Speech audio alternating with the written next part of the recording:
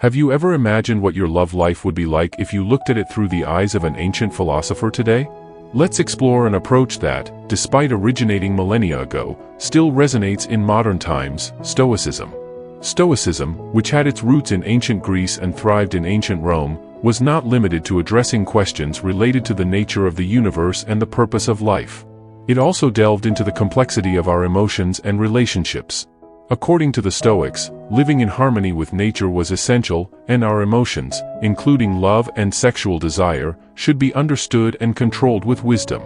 Love and sexuality, from a historical perspective, were not merely passing impulses but opportunities to practice virtue, exercise self-control, and, above all, recognize our shared essence with other human beings. History teaches us that although love can be a powerful and unifying force, it is crucial to approach it with awareness and avoid being dominated by uncontrolled passions. Regarding sexuality, it was not considered just a physical act but a manifestation of natural order filled with its own purposes and meanings. The importance of this lies in the fact that by understanding these concepts, we discover deeper and more meaningful ways to relate to ourselves and others. History offers us a unique perspective that allows us to see love and sexuality in a broader context where self-control, mutual respect, and understanding play essential roles. So, if you've ever felt lost or confused about love and relationships, or if you're simply looking for a fresh and profound approach, I invite you to join me on this journey through the world of love and sexuality from a historical perspective. Because although their words were spoken millennia ago, the lessons they have left us remain as relevant today as they were back then.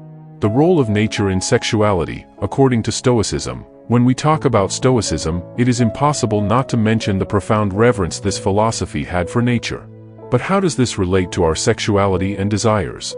First and foremost, for the Stoics, understanding human nature was essential to living a virtuous life. They believed that we are born with certain inclinations and desires that are, in their essence, neutral. What truly matters is how we respond and act in relation to them.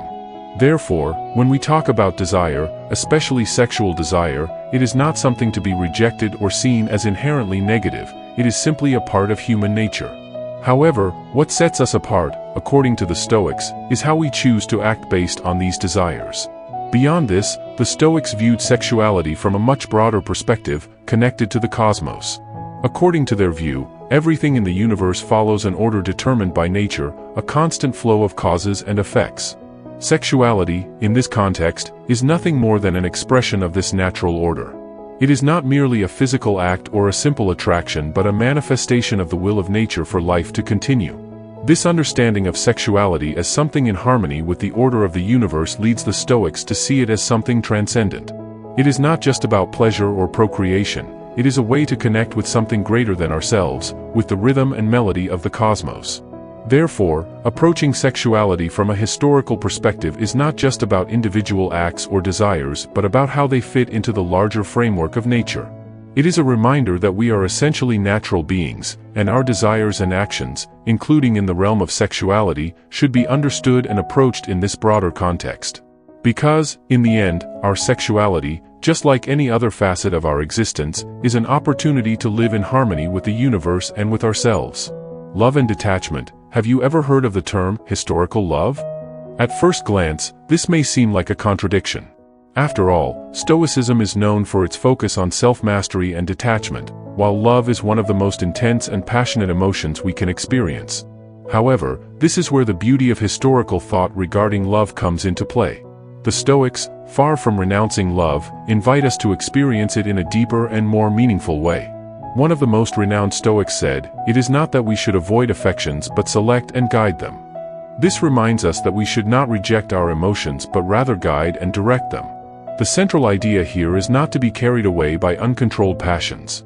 Love, when impulsive and unexamined, can lead to hasty decisions, obsession, or even despair. But when approached with historical wisdom, we can love deeply without losing our inner peace. This is known as love without attachment. Loving without attachment means loving deeply without expecting anything in return, without trying to possess or control the other person, but simply appreciating their presence and valuing the shared moment. Additionally, we cannot fail to mention Epictetus, who had some of the deepest reflections on love and desire. One of his most iconic quotes says, "Do not demand that things happen as you wish, but wish them to happen as they do, and you will have a tranquil life." When applied to love, Epictetus is telling us that, instead of trying to shape the relationship according to our desires or expectations, we should learn to love and appreciate things as they are. Accept the impermanence of relationships, the possibility of change, or even their ending, and still choose to love. Detachment in the historical context does not mean a lack of care or affection. On the contrary, it means loving more freely and genuinely. It is the ability to enjoy the present without constantly worrying about the future, to appreciate the loved one without trying to change them, and to understand that true love is not possessive but liberating. In summary, the Stoics offer us a unique perspective on love, one that emphasizes authenticity, understanding, and growth. While they lived millennia ago, their lessons continue to be a guiding light in the complex maze of love in the modern world. Embracing this wisdom can help us find deeper, more meaningful, and balanced love in our lives.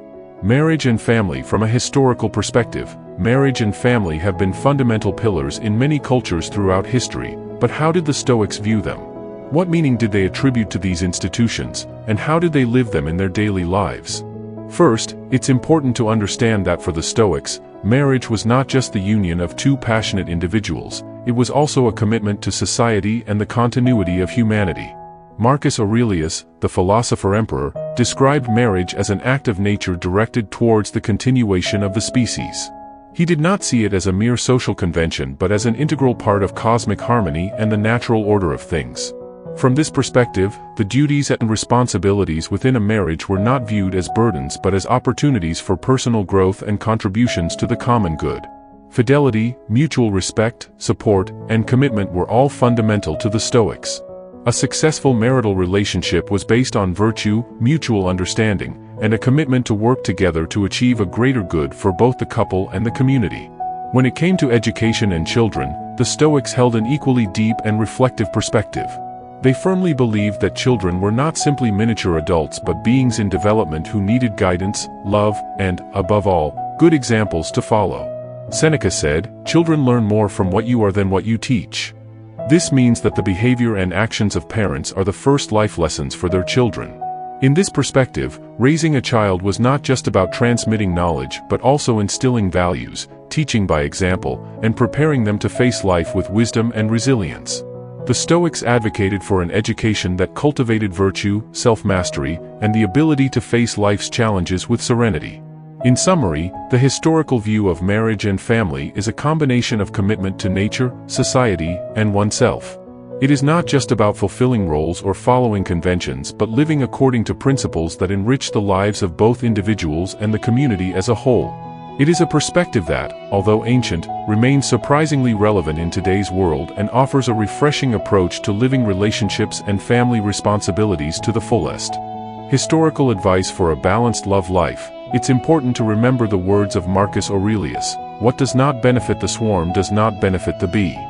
This simple reflection invites us to see love and relationships not only from an individual perspective but also from a collective one. It reminds us that what is good for one should be good for the partner and vice versa. Seneca, in turn, advised, "Wherever there is a human being, there is an opportunity for kindness." In the context of love, this reflection invites us to treat our partner with kindness, understanding, and respect at all times, recognizing their humanity and value in our lives. But how do we apply these pieces of advice in our current relationships? Here are some ideas based on historical thought. Value the present, appreciate every moment with your partner and live in the present. Don't allow worries or future expectations to overshadow your current happiness. Self-mastery, cultivate self-control in love. This means not giving in to baseless jealousy, anger, or resentment. Practice patience and understand that everyone, including you, is imperfect. Love without attachment. Love deeply but always be prepared to accept any outcome with serenity. Don't try to possess or control the other person. Simply appreciate their presence and value the shared moment. Cultivate communication. Open and honest communication is essential for understanding and being understood in a relationship. Don't just speak, listen attentively. Seek mutual growth. Love is not just about feeling butterflies in your stomach, it's also about growing together as individuals. Aim for what is beneficial for both and promote mutual improvement in the relationship. In summary, the Stoics offer us a wise perspective on love, one that emphasizes authenticity, understanding, and growth. While they lived millennia ago, their lessons remain a timeless guide in the complex world of love in the modern era. Embracing this wisdom can help us find deeper, more meaningful, and balanced love in our lives. The legacy of Stoicism in love and sexuality today. As we journey through the pages of history and delve into the depths of historical thought, a question arises: what is the relevance of all this in our contemporary world? The answer may surprise some, but it is quite relevant.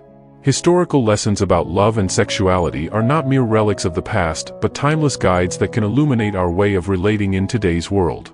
We live in an era where love and relationships are often idealized and commercialized, and instant gratification seems to rule our interactions. However, the Stoics remind us of the importance of introspection, self-discipline, and genuine connection. Love, at its core, has not changed with time. What has changed are the circumstances and contexts in which it manifests. But by applying historical principles such as valuing the present, self-mastery, and love without attachment, we can build more authentic, resilient, and profound relationships. Additionally, the Stoics invite us to see love and relationships not only from an individual perspective but also from a collective one. They remind us that what is good for one should also be good for the partner and vice versa.